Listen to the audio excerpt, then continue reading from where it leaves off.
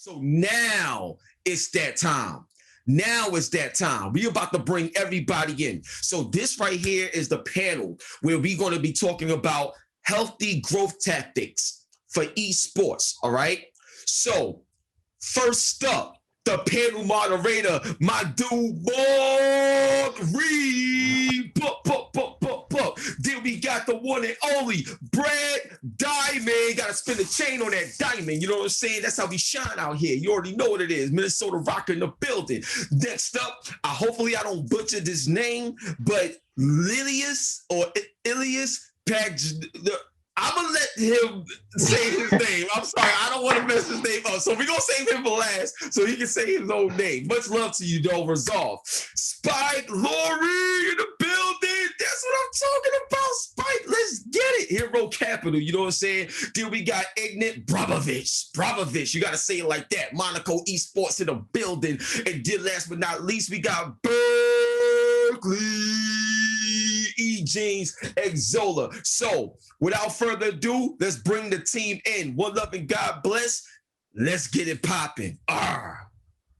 Wow. Listen, I'm going to have to get you to do that on every meeting I have every day.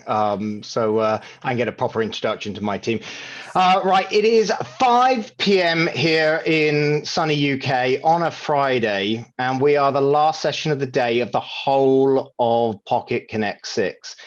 Now, I'm not sure we can be confident that all of the audience are actually sober, but we do know they are listening, and we do know that they are waiting for this panel, and I know that they won't disappoint. So why are we all here? Great question. Well, my esteemed team today will cover this subject, which is the healthy growth tactics for esports. So we're going to look at this from two perspectives. So we're going to look at it from the perspective of a developer and what they should be thinking about. We know that that's a big chunk of the audience that are listening in today. And we're also going to do this from kind of an introspective perspective. That was pretty good. And in terms of how the stakeholders within esports can have healthy growth. So I'm talking about the tournament organizers, the teams, the players, and the media companies. So first, I'd like to welcome my guests, and I'm going to give them an opportunity to introduce themselves. So I'm going to start off with my friend, someone I've known for many, many years, Spike from Hiro Capital. Spike, would you give us a little intro to you? Yep, thanks for having me on your panel, Mark. I'm Spike Laurie. I've been in esports and games now for about 10 years. I currently am venture director at Hiro Capital. We're a €100 million Series A and B venture capital fund investing in game studios, games technology, esports, streaming, and digital sports. Fantastic. Berkley, would you like to go next? Sure. Thanks for having me. Hey, it's Berkley Egenes, VP of Marketing over here at Xsolla. Our aim is to democratize access to commerce tools and marketing vehicles for the global video game industry. We've recently launched esports solution to help platform partners really engage, scale, localize, and monetize their experiences with game developers around the world. So Fantastic. Excited to be here. Thanks, Berkley. Ignat, Monaco GG, tell us a little bit about yourself.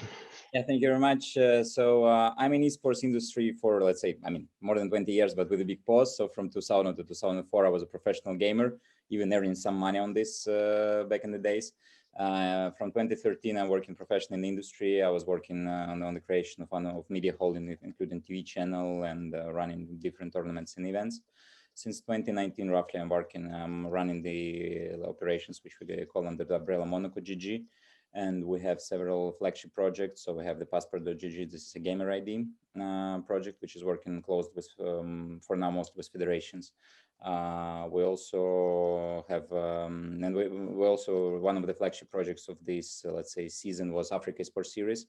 It was a continental competition covering more than 16 countries with educational and competitive programs. Thank you. Going to Ilias, Resolve. Hi, yes. So my name's Ilias, Pajoheshfar. I'm the founder and CEO of Resolve Esports.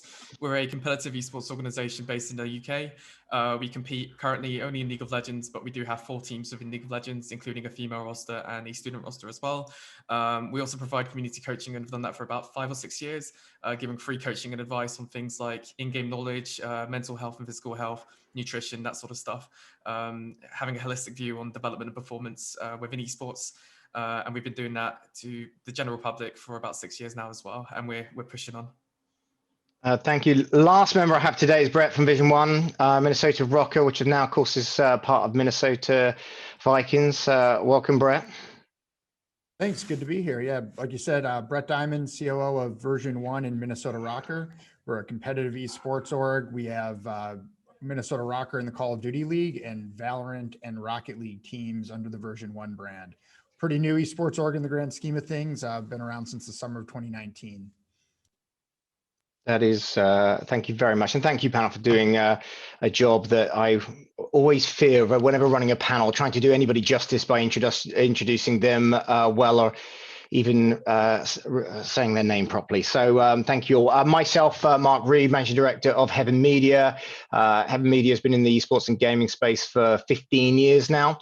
My team of just under 100 now, spread across Europe, North America, Australia, New Zealand, and APJ, helps pretty much a lot.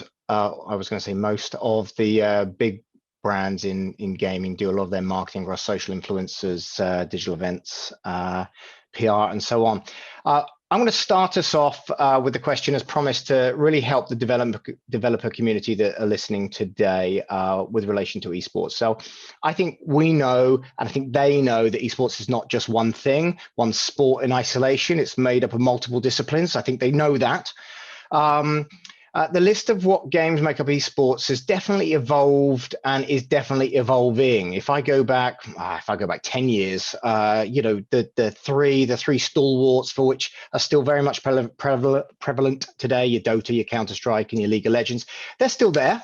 But there's so many more. The scene has evolved substantially with Overwatch, with Rainbow Six Siege, Valorant, Fortnite, and so forth. And I am sticking to those truly competitive games. So the question is really, how much has that changed, and why? Who would like to go first? Well, I can start because actually it's very interesting to give a bit more line and to draw the line, which was also interesting. I'm not sure how it's from your end. How do you see the esports? But with my work, I work a lot with federations, and I'm engaged very deeply in 2 federations, Estonian and Monaco Federation. And Estonian Federation, we're working with the Olympic Committee, National Olympic Committee, in terms of them recognizing the esports. And probably you have seen yesterday, I think this was a news, that IOC has launched the pilot project of bringing esports games to the Olympics. And I think for past 5 years, there was a lot of talks, Olympics and esports, what it would be. And at some point of time, IOC has stated there will be no violent games, and we push more the National Sports Federation to digitalize their sports. So I would say that there is this line which becomes more and more broad, and it even splits a bit the industry, I think. And it goes the traditional esports like Counter-Strike, Dota, League of Legends, they're in one area. Then you have this sports simulation with what's interesting about these types of sports is that there is a more difficult level of, let's say, of IP ownership, because you have teams, federations, etc. It makes it more complicated, right? And it's completely different gaming experience. And probably you know that, I mean, I'm sure you know that these types of games, they might have much less audience, but they still very much play. They're not that interesting to watch, but it's very interesting to play. So basically this line which is there and which makes it very interesting. I think from yesterday, I think I would split the history of esports until yesterday and what will happen next, because it might really go in different directions, like Olympic type of esports and the esports type of esports, or let's say traditional style of esports. Definitely one view. Now, Berkley, can I come to you? Obviously, Xsolla gets to see a lot of those new games that are already in that production phase, are already in that development phase? And as such, do you start seeing games companies talk and think about esports and truly balanced competitive play versus the kind of not so balanced competitive play that we've seen from all the other games that have kind of tried and always wanted to compete in esports but never made it? Yeah, it's an interesting conversation because we're very early in with game developers, and still everything from concept to betas and working with them to launch their game. The successful ones don't build a game to make it an esport.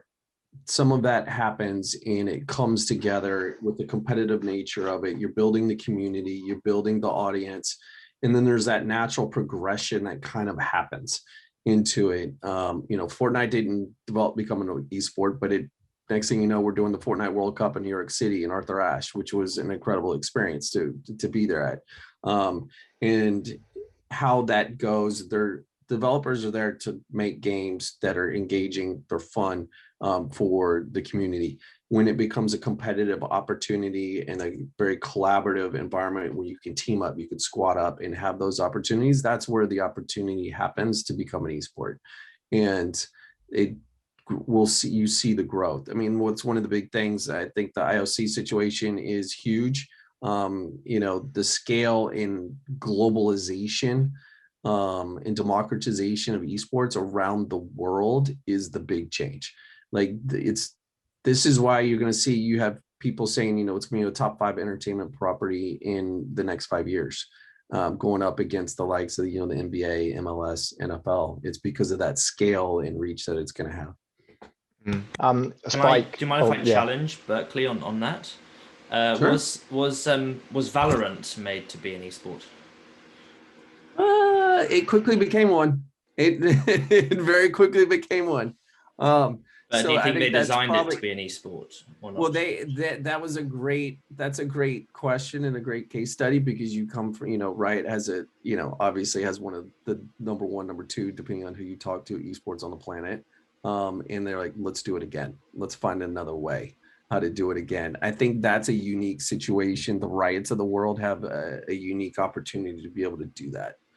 If you are a single game publisher, developer, or even only have a few and you don't have the bench and the strength that Riot does, it can be a little challenging. And yet Valve failed with Artifact. Mm-hmm. Spike, I think we need to dig into this some more, because if you think about it, the games that are esports games of today, most of them were by accident, right? Or they weren't. They were mods, and we'll come to that later. But Berkley mentioned Fortnite. I mean, we helped launch Fortnite when it first came out. It was not the Fortnite we know today. It was single player. It was there was no competitive element at all. They just saw what PUBG was doing, press pause, spent 4 months rejigging the game, and went that way. I mean, that's not by design, right, Spike? So what is it and you're looking at this now, right, from Hiro Capital perspective, is it possible? Is it just this kind of mystical misnomer that people can't make esports games unless it's by accident? Look, I think that we've all caught ourselves up a little bit in definitions. My favorite definition of esports is that it's the natural evolution of multiplayer gaming. For a development studio, for them to make a game that can be an esport by the most narrow of definitions, which is, players in polyester jerseys in a stadium in Cologne or in Katowice playing for millions of dollars of money, that's possible. But ultimately, the developer needs to focus on a few things. Firstly, the game needs to be fun. Secondly, the game needs to be fair, i.e. have all the make sure it's a balanced playing field that can allow competitive play to flourish and to organically materialize. And lastly, it needs to have the tools to support that.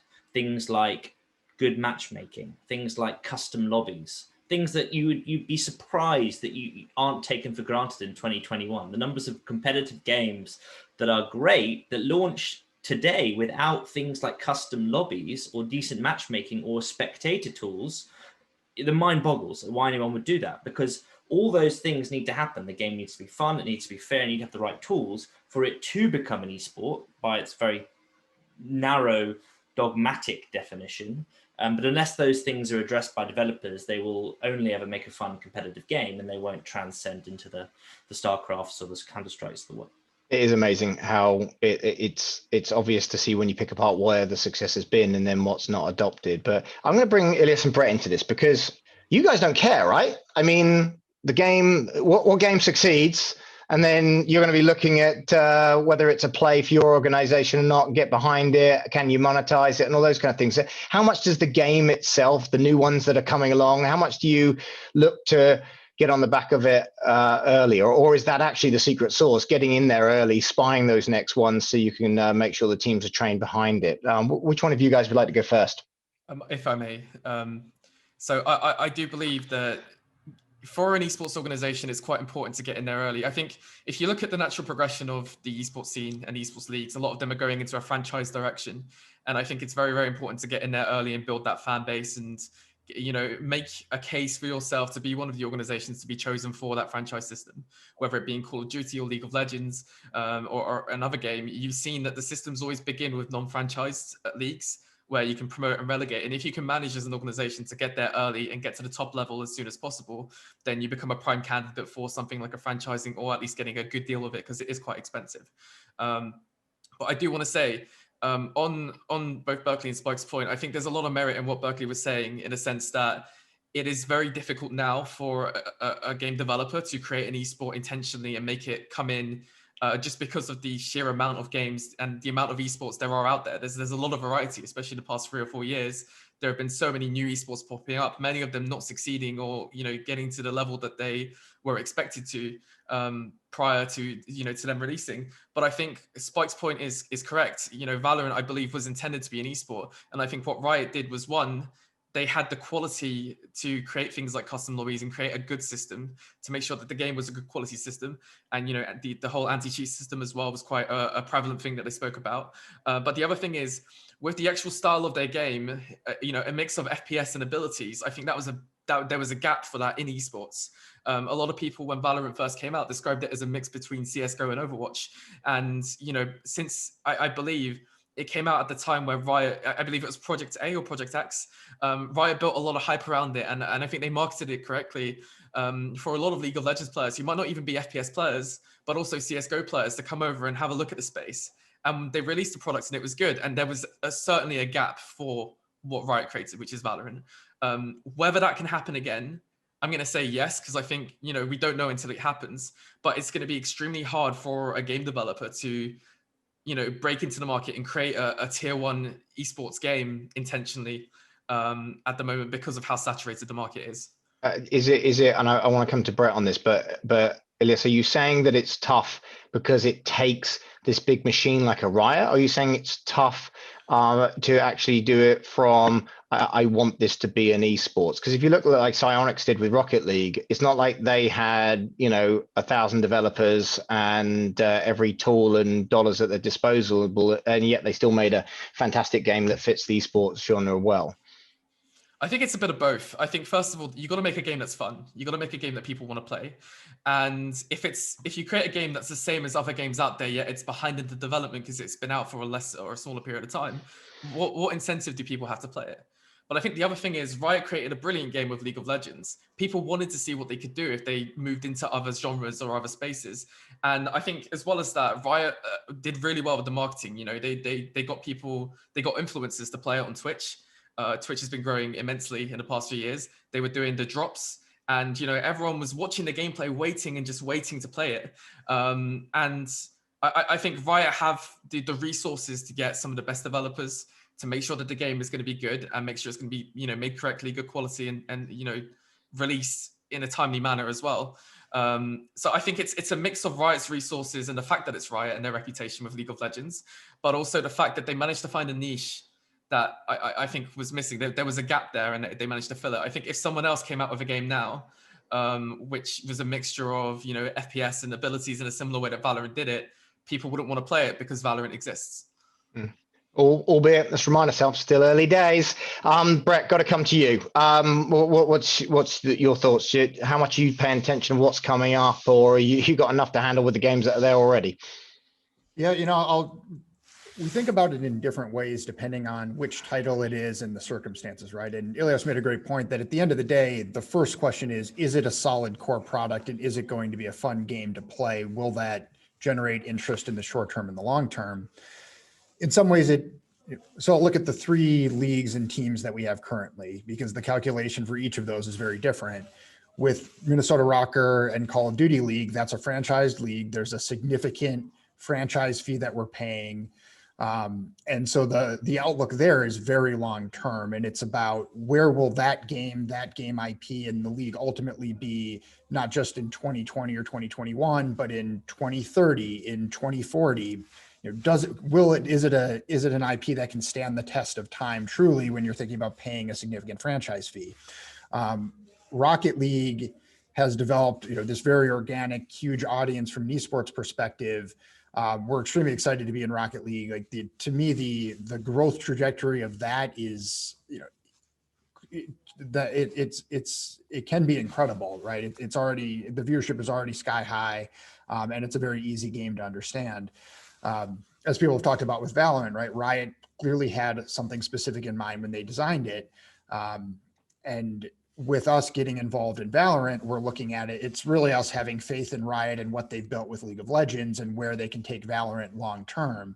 Now, at the same time, Valorant, we're in the first year of it, to the point that others made, a calculation was, does this make sense for us to jump in year 1 of this new game, or sort of call it year 1, depending on how you look at the past year. But that was definitely something that we thought a lot about.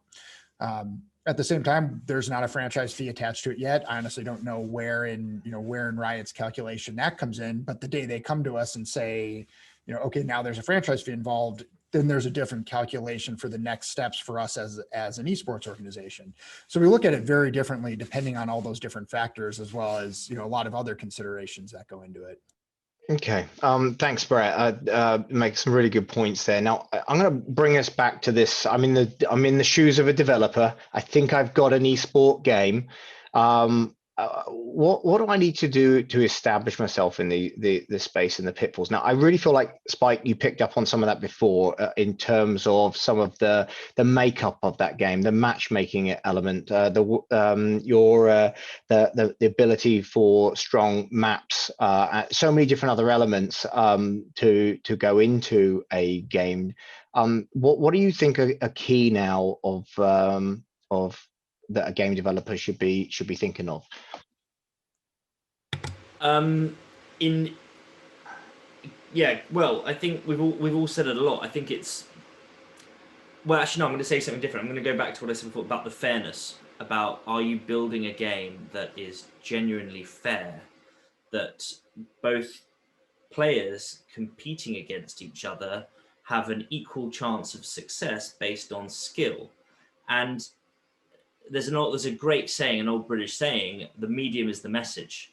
And mobile games, one of the reasons that I think, there've been some great competitive mobile games, Clash Royale I think is one, but the very way that mobile games monetize, free-to-play mobile games monetize, through typically progression, and we see that with Clash Royale, it unevens the scales. If 2 players go and play Counter-Strike against each other, nobody's AWP has +5 damage, or nobody is able to acquire an M4, and another player's stuck with the P90, right, whatever it is. It's like, whereas in a lot of games where there's a progression mechanic designed to the game, typically free-to-play games on mobile, you have there's that sort of push and pull where the game design is going one way with progression, and it's taking you away from the fairness or the pure competitiveness of the game. And so I think game developers need to be very honest with themselves and very open and say, what is the design for this game? How does it work? How is it fair? If they want it to be an esport. And I think the jury's out on whether Clash Royale is in many respects, Clash Royale ticks the boxes and there's a fantastic game, great fun. But I think anyone going into that knows, in order to be competitive, you must spend X amount of money a month to stay competitive. Now, is that truly competitive? I'm not sure it is. Yeah, and that's always been the the problem with game development is they've always wanted to look to something that you can get, that you want to strive for, that's going to give you something in the game that's going to give you an unfair advantage. And as soon as that happens, that's competitive balance play out the window, right? If I come to Berkley, obviously this is well and truly your wheelhouse, right? So, you know, those elements that are going to go into a game, there's a lot of choice there, but I can't remember who said it earlier, but it's amazing how many games get within a month of launch and, you know, somebody's forgot about a matchmaking or a bot system to be able to, because what if the servers are empty, or all these different systems that a lot of the kind of live ops and so forth that are needed take care of, and that, am I looking in too retrospective and people are better now? Well, I mean, developers are always, you know, you're trying to push and go as fast as you can. And you have, you know, 2020 changed a lot of that stuff. And the processes that everybody goes through all the way through to QA when you're getting the game out the door. And those are important things. It's got to be simple. It's got to be fair. It's got to be competitive in that nature. And you got organizations, you got big organizations. One of the things I think Riot's really good at is they have the game development side and they have the esports side, and they work together. And they work together to create an amazing experience. Not everybody has that opportunity. Not everybody has that capital, has that reach and that gameplay already.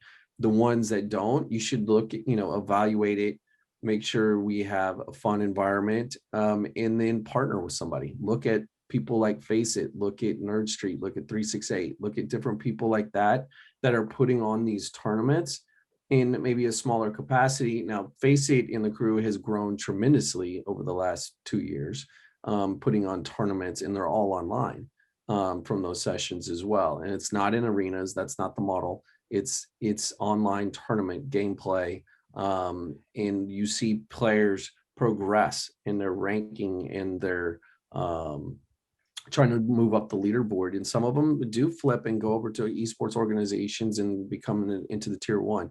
But look at it, find a right partner is what we would recommend to be able to help you go through that. Game developers are really good at creating something amazing. Let them stay focused on that, and then partner with somebody so they can help you figure out the next iteration. And if you're teetering on the whole, do I become an esport or not? That's a great way to do it smartly and efficiently. Yeah, of course, it comes back to what we were saying earlier, that's if you know what clever questions to ask, right? So look, I'm going to stick with you for a second, because there was this one thing that I've got to make when it comes to from a developer perspective.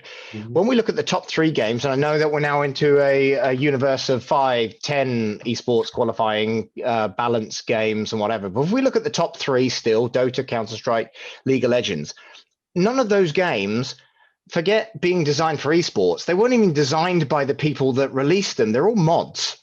Right. So is that just like some crazy phenomenon? Was that just like this one thing that happened in like the 90s, early 2000s? Where did that come from? Or is it like this forgotten cheat that actually you can create some of the best games in the world just by letting your community make the zombie mode, as opposed to you wanting to have it as a DLC? Do you know what I mean? Right.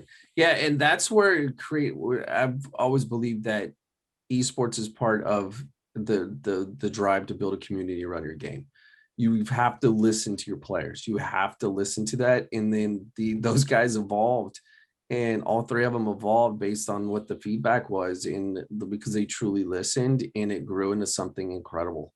And it, you know, it wasn't, you know, a flash in a pan experience. It's something legit. They found the insight, and they listened to everybody, and they built it up. And are we going to see that again? We can. You know, is it only just going to be the Valorant model going forward? I think you can have both. Okay. You're going to have some mods continue, and you're going to have some folks that are going to create another one, just like Riot did. Ignat, Ilias, Brett, anything to add on that one when we look at kind of where games came from mods, and whether that can happen again, or are those days gone? Well, yeah, if you allow me, I have a couple of things to share what I'm thinking about. Well, first of all, we need to understand that creating an esports game is not always successfully creating a game for the game publisher. So this is probably why the modes actually skyrocketed, because no one was actually caring to make money there. They just made some fun things. And if you take the games which are created, lots of games are competitive games, right? And they're cash machines, but they're not esports, and the publishers doesn't really care if it becomes esports because they don't earn money on this. And for the most of publishers, the esports, well, it's a marketing tool, and I'm not sure if publishers are really earning money a lot on esports. They probably just use it as a marketing instrument. And for example, I was consulting one company which was creating the game. They really wanted first to go to esports, but at some point of time I understood, okay, what does it mean for you to go to esports? You can do community tournaments for fun purposes and for acquisition of users, sure. But do you want to go and to compete with CSGO for the viewership? Well, you can do, but what is the reason and why you would do this? Because most probably you will not earn money there. So I think this is a very big question. Exactly, this is a question about the pay-to-win model and the fully fair model, right? And yeah. And sorry, but for bringing again, but there is a division between different types of games, and you have FIFA, and you know that in FIFA, Electronic Arts is pushing you actually to have a community tournaments and using the full ultimate mode, where actually you need kind of to be it's more of a pay to win model where you need to. That's the thing. Yeah. This is like actually their strategy. So if you get a license, you can do it like this. Otherwise, so basically, yeah. For me, the core question is, does the publisher need to go to esports? And if he does, what is the purpose for him? And I really liked once on one of the panels I've heard the phrase from one of the top managers of Axiomatic, who are the investors into lots of things, including the teams and the games. And the logic said, like, okay, for us, esports is a competitive gaming with the audience. And you may call every type of game, even pay to win, sort of, well, it's competitive game, right? You enjoy, you have fun. And it becomes esports when you have the audience, when you have the people who are fans, who have the jerseys, etc. And to be this level of esports, you need definitely to have you supposedly need to have the fair model, not necessarily because I gave an example of FIFA.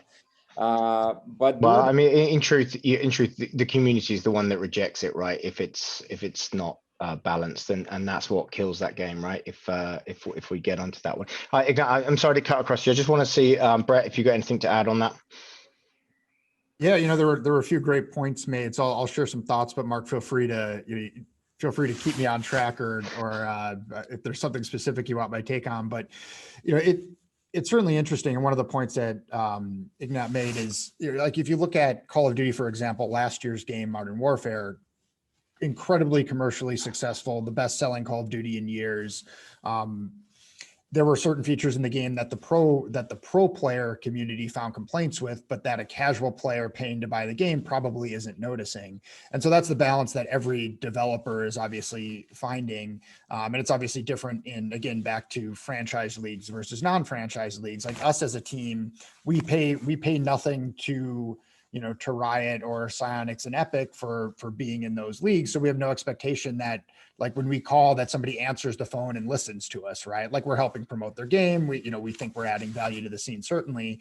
But it's a very different perspective when you're in a franchise league and you're paying a franchise fee. But at the end of the day, that's the balance that the whole industry has to strike. And ultimately, as an organization, you want to work with publishers that have a track record and have a vision for how they're going to strike that balance. Again, one of the reasons that we and other orgs are excited about Valorant, given Riot's success with League of Legends. Okay, thanks, Brett. Look, I'm going to I'm going to try and come up with enough time for us to cover a couple of things, but the one I want to just talk about is crossplay. So crossplay is something that, as a developer, that is absolutely key in terms of monetizing your game as far and wide as possible. But of course, can that possibly lend itself to an esports game where you've got your aim assist for controllers, and you've got your latency, and you've got whatever else? I mean, Spike, let me come to you first, because I know that you know a bit about that. Is it a misnomer? Can it not be? Is that just technology evolving? What's the current view on that? I don't know. I think the jury's out on that. I think top level of competition is always going to be on one console. I think in the Call of Duty League at one point, they were. I think it was sponsored by PlayStation or Xbox. Can't remember, but they were running it on PC. With PlayStation controllers up on the thing, right? Because we know that this is just not as competitive, even with the aim assist. It just doesn't translate. Some games are going to work really well on controller, like Rocket League. Some games are going to work really well on PC and keyboard. Some games are going to work better on mobile. I think it's great that cross-platform exists. It allows friends to play with each other across different mediums, but I think we're a little way off from a truly kind of competitive and open competition. Berkley, yeah, I mean people are charged with that. Nobody's coming to you going, "I just want my game to exist on one platform," right? No, right. Nobody does that, right? So, but in the whole scheme of things, if we take away, because Spike's absolutely right. Almost didn't think about it when I asked the question, but in a arena environment at the top pinnacle level of a Cloud9 versus Fnatic, then of course you're in control of that hardware. But when you start getting down from everything from grassroots to even just mid-tier localized regional leagues, that nowadays those games can be played across multiple ones. Is it just whatever works best? My mouse click is going to give you get me a headshot before your funny little controller gets it. Yeah. It's an interesting conversation, and it's something Fortnite dealt with the World Cup, because you had controller versus PC in the same lobby, in the same event, going in it, and all the PC guys dominated going into it, even with aim assist. In Fortnite's defense, they've made a few mistakes in the competitive scene. Yeah, and they're learning, and they're gonna evolve on that. But then you look at PUBG Mobile. Huge in India, huge in Southeast Asia, enormous numbers, truly on a phone, and then you got PUBG based on a PC in a LAN in a squared off situation. I think one of the challenges we're going to see as we go forward, and we really saw, in 2020, is it's not necessarily cross-platform, but it's the technology. It's 5G, it's high-speed internet, and like leveling that playing field on a global basis, because it's not level. It's not even close. So latency becoming the bigger issue than it is anything else. Yeah. No, I would say that. Can I stick with you for a second on the regional nuances? We've spent so much time talking about what's a game, an esports game, big, small, everything else, but might depend on what continent you're on, right? So if we look at Crossfire in China, you mentioned PUBG Mobile in India, Free Fire, both in India and certainly in China, enormous. Overwatch has its various different patches of success, but not in others. Like, do you see that being actually something that people should think about more in terms of where they can be successful, and maybe the nuances of the market that play to the strengths of the game?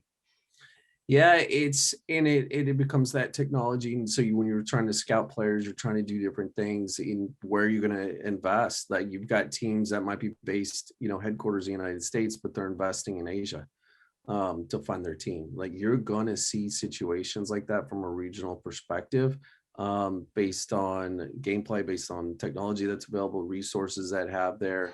And when everything kind of closed off in this last year, it made a big kind of haves versus have not situation, unfortunately, from a regional basis. And that's something that we're all having to look at and evaluate. And now that we're getting post-vaccine type situations and things opening back up, schools opening back up, universities having that opportunity as well, it's regional is going to be something that we're going to have to consider and evaluate.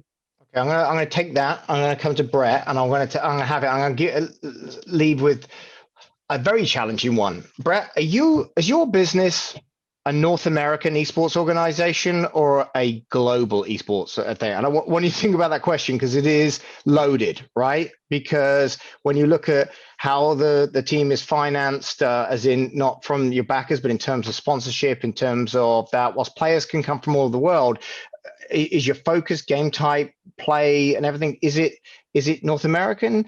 Is it truly global? You're on your private jet every week to different events when we can get back traveling, and doesn't matter where the game is, strong about you're playing it around the world.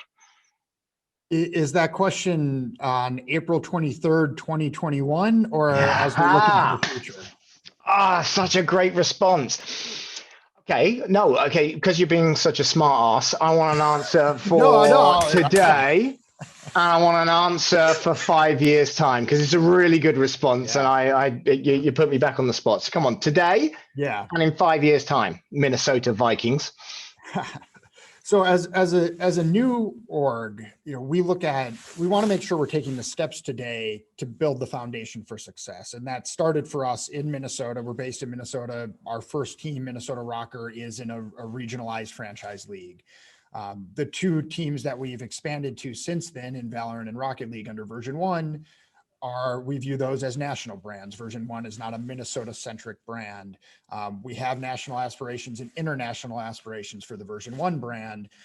We don't want to get ahead of our skis. So if I'm answering the question for 2021, it's a North American focus, but starting to look ahead at what the opportunities would be to expand internationally. And if we're talking a few years from now, my hope is certainly that we found those right opportunities in other markets, whether they're extensions of the games we're in now, as referenced by others, but Call of Duty Mobile, incredibly successful in international markets. That's something we're thinking about. How do we play in the Call of Duty Mobile space under the RØKKR brand, as well as, is that our gateway into other international markets?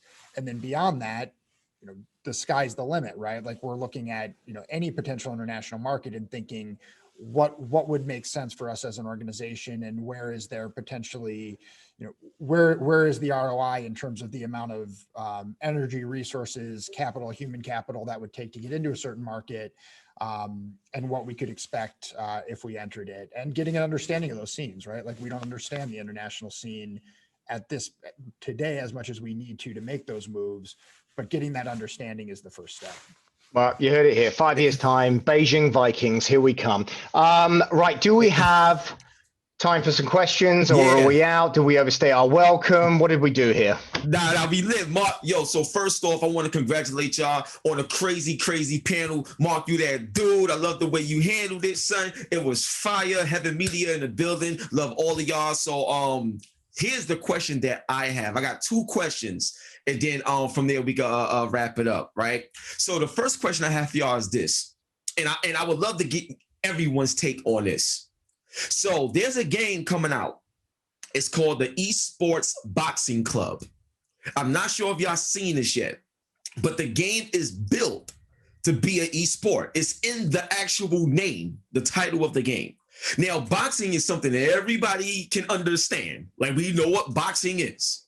So from your expertise and your position in the industry, how would you take a game like that to the top? Because one of the things that I've never seen, or I don't see, is the level of investment that we see in games like Call of Duty or CS:GO or League of Legends, Dota, and all this other stuff. You don't see that when it comes to the fighting game community or something like that. This game right here, I think, can be that game that breaks the mold. So how would y'all handle that based off your respective positions in the industry? Right, 30 seconds, everybody. Berkley, you go first. Come on, boxing, esports boxing. Wow. I think it could be fun. I think it could be very interesting going into it. I mean, you're going to have to learn stuff from Street Fighter, Smash, and all those guys from back in the day, learn from the lessons what they had, and then you're going to have to get the investment to make it boom. Okay. Yes, Ilias, come on, you boxing. Yeah, so I'd see it first. I'd see how the scene progresses, how the competitive scene progresses. I'd want to know if it's fun. I'd want to know if it's not non-repetitive, because obviously a lot of games come out and they get a lot of hype, and then they start to fall off a little bit. I'd want to see big influencers playing it. I'd want to see, as a smaller organization, we'd want to see other big organizations go into it first, so that we could draw off their reach as well if we end up playing against them. We'd want to see how the scene progresses first, and then we'd make a decision off that. Right, interesting. Spike, come on. You're in. I know you're in. I'm afraid I'm not so confident, I'm afraid I'm not so confident. Same reason my FIFA isn't a great esport in my opinion. I could watch top tier professional footballers play most nights of the week, real football at the very, very top level, while I watch 2 people play a simulated game of football. Same, I can watch some of the best Tyson Furies, these incredible characters, boxing in the Staples Center, these incredible venues with lots on the line. I'm just not sure that simulated boxing is going to win me over there, I'm afraid. Ignat, you agree? Well, my opinion is a bit different because I really believe that this segment has an opportunity to grow, but it will be a segment which is already kind of saturated. You have Anivo, the series of fighting games which has been recently acquired by Sony, right? So it shows the interest. Then you also have WePlay invested 20 or something million to run the independent fighting league. So I believe the fighting in itself, whatever it is, it will have a market share. And if you ask me what the market share, probably 5-7% of the whole market share of esports might be booked there. But it's very difficult to get there. It's very difficult to make it successful. And there are a lot of already successful projects. And to me, the most important, the most played. I'm not a professional in this type of esports, but you have the UFC, and the UFC is popular because you have franchise. It's actually real franchise with real people. So you either have this or you have some unique concept like Mortal Kombat to win this competition. Sure. Brett. Sorry. Go ahead. Well, my man Brett's going to have to give us your opinion because he's going to start up a team on this. You see. Maybe. Well, I grew up on Mike Tyson's Punch Out, and maybe I might have been able to go pro in that. I was pretty good, so I'm gonna give it a shot. No, joking aside, I'm not familiar with the fighting game community, so I don't have like a true expert opinion. But if the question is sort of how does a developer get orgs to buy in, if there's a vision of how you're going to reach a fan base, and Ilias made a great point about pulling in influencers, but also give orgs some ability to monetize within the game or assets that they can monetize from a sponsorship perspective. And we'll get interested real quick and look at how we could build that together. If we're sort of on our own to monetize it, we're going to whatever the title is, we'll look at more skeptic. Plenty of sponsors in boxing, plenty of sponsors like Gymshark looking at that gaming crossover. Look, I'm going to give my 2 pennies worth. I'm really sorry. Number one, yes. two reasons why I need this game. Okay. Number one, I was awesome on Wii Boxing. Okay. With those controllers, I was great. Number two, I actually do amateur boxing. So for me to get out the sweaty gym and get in front of my PC and do it, great. Boxing is technique.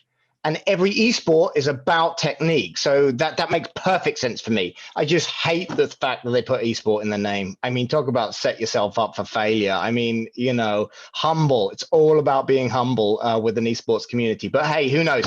If it plays well, that's what the community is going to love. Thank you. So the last question that I have, and then we can wrap it up. And if you get a chance, and everybody that's in the chat, Esports Boxing Club, that's the name of the game. It looks real. It is coming out, I think, next year. It's crazy. Did you make it? No, I didn't make it.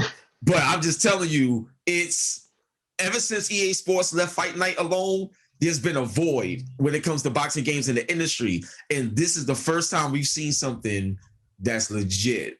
Like legit. So I would just say that you're teeing yourself up to be their number one influencer. Yeah, right now. for sure. I'm buying in. It is what it is. I'm excited. I'm excited for a spike. I'm telling you. So the last question, and then we can wrap this up. And I would love to get everybody's take on it, and then we can close the Pocket Gamer conference out. The last question is, when it comes to being a part of the culture of not just esports, but gaming and overall entertainment as a whole.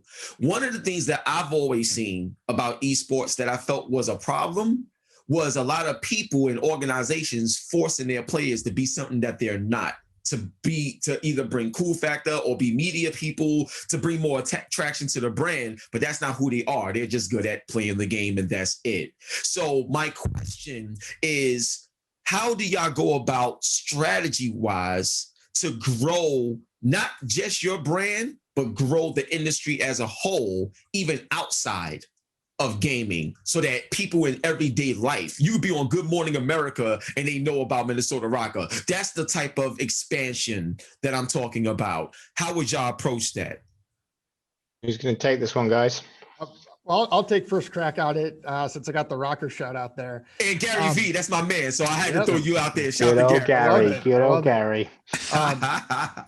So part of it is for Rocker and Call of Duty specifically, right? It's a great example because the investment that any of the franchises in Call of Duty League have made is on the strength of Call of Duty as a brand far beyond esports, right? Like where it sits in viewership from an esports perspective, is somewhere middle of the pack. But in terms of the number of people that play Call of Duty, particularly in North America, but other countries as well, it's astronomical. So a lot of what we talk about is how do we strategically do right by the core esports fan? We never want to do anything that's going to alienate them, while also broadening and reaching as broad an audience as possible of the, I don't even like to call them casual gamers or casual Call of Duty players, because they're not. These are people that are playing Call of Duty every night for hours, but for whatever reason haven't engaged in the esports product previously. So we want to make our product accessible to them and make sure that they don't feel a barrier, that they can understand what they're watching, that they can understand how we're communicating, and that we're not just using terminology that, that somebody that's played the game at the competitive level understands. We want somebody that's played the game at the casual level to understand what we're talking about. And ultimately, make it a place that's welcoming for anybody to come and engage with it. And, to expand further, like I'll use a traditional sports analogy, right? Any traditional sport, whether it's American football, international football, whatever, you've got a number of people in the stadium that are consuming it for different reasons, right? Like at a Vikings game on a Sunday, you've got somebody that's they sit upper deck because they like to have the bird's eye view and they're keeping their own stats and that's why they're there. Then there's somebody that might be along for the ride because they're friends with that person, or they're there with their buddies and they're engaging in it casually, or whatever the case is. We want to create an environment, particularly when we're back to live events, that's attractive for anybody, whatever their motivation is. The hardcore fan who's keeping their own stats and plays 6 hours a day on their own, as well as somebody that's along for the ride for the social aspects or the cultural aspects. So easier said than done, right? That could be a 3-hour panel all on its own. But strategically, that's the way we look at it. Okay. Look, we need heroes. That's the end point, right? I mean, the fact of the matter is it's always great if they're great media savvy, well trained, well spoken, funny. But ultimately, we want people that are heroes. We want Kobe's. We want Tiger Woods. We want just heroes that have a underdog story that make us feel good, that make us feel like we could become one of them. Not possibly for me at 45 years old in an esports capacity, but you know what I mean, right? We need people that we can look up to and aspire to. And I think it doesn't matter if they're going to be great at sitting on a TV show and being able to make people laugh and whatever else. And that's just great. And that comes naturally. Again, I'll pick on David Beckham. I mean, if anybody remembers some of the early interviews of him, he was awful. I mean, he was awful, but now he can hold his own because that's what $1 million worth of training gets you. But, I think it's more about giving people the access, and actually female gamers is the one that I think there has never been a sport before, well, other than chess, that is so easily accessible for it to be a balanced thing. I'm going to say something really challenging here. I don't like female gaming teams. Okay, and I'm really sorry for those that have them. But the fact of the matter is, is I have a 12-year-old daughter, and she could be as good as any other 12-year-old boy. So I want them on the same team. I want them playing, kicking some other guy's ass. And winning, because the wonderful thing about gaming is how much it does not matter about where you're from, who you are, anything. And for me, that's what we should be putting up on a pedestal. Yo, I just had to give you a round of applause on that, man. Thank you. That's amazing. Where's my mic? I got to drop it. You know what I'm saying? That was definitely the mic drop moment. So if anybody else want to chime in on that question. Yeah, I think on that point, I think in an ideal world, that is true. But I think what we've seen a lot in esports is that it is a bit of an unbalanced environment for a lot of females, because I think what you'll find is a lot of them are treated differently when playing the game, and they face challenges which many male players don't necessarily face. And so I agree with your point somewhat on female teams, but I think the primary purpose of female teams in many esports is to prepare female players to enter the mixed scene and cater to their unique needs based off the behaviors of other people who are making it, let's say, less easy for them or less accessible, and enable them to transition into the wider scene and have every tool they need for success. It is. I agree. I am being a tad provocative, but I do mean it. Okay. I think you're right. And we do need that to be that gateway in it, because we live in such a shit world that means that they can't naturally get into it. Okay. And there is a lot of protectionism that needs to be going in there, because unfortunately, when it comes to forums and chats and all this kind of stuff, it's awful, especially if toxic scenes across any game, but certainly the likes of Counter-Strike and stuff like that. So there is a bit of tongue in cheek, but actually we still need that to be the end game. Yeah, because there's no reason. And the more that we go down that road and that becomes de facto, that we have that separation, we're basically endorsing it. And we're basically saying, yeah, you're not good enough. And then who else are we saying it about when we don't need to? And that's all I'm saying.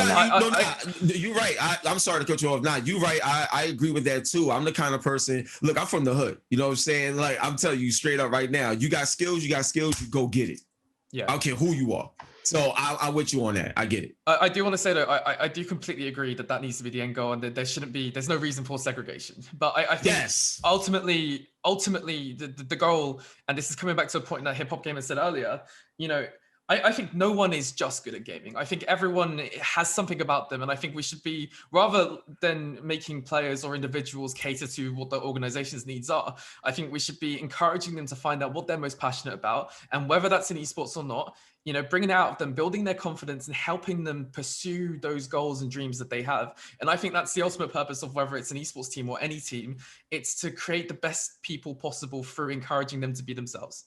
100%. Absolutely. So I'm so sorry, but I do have to wrap it up, y'all. I do have to close it out, y'all. So look, I'm going to tell y'all right now, Pocket Gamer, this whole conference has been incredible. This whole track has been phenomenal. I want to give a shout out. I personally, seriously, I want to say thank you to all the panelists. Yo, Mark, I love you, man. I mean it, man. You're incredible. I love your energy, Heaven Media, and I know why it's named that, bro. I got you. Yo, Berkley, yo, Xsolla, you know what I'm saying? Shout out to the fam, Justin, Edlin, everybody over there. Yo, Berkley, God bless you. We got a lot to talk about. We going to get it popping. Yo, LP, I'm going to call you LP. You know what I'm saying? We're going to do LP because, I'm a hip hop dude, so you got the LP. So LP, man, I love the way you articulate your passion in the space, and I want to see more of what you got going on too. So we got to stay connected. God bless you, man. Yo, Spike is that dude. I love your hair. You know what I'm saying? I love your energy, bro, and I love the fact you got the pop figures in the back. Yo, we out here, so you know what I'm saying? So Spike, I appreciate you as well, and I definitely want to connect with you, and I love what you had to say today.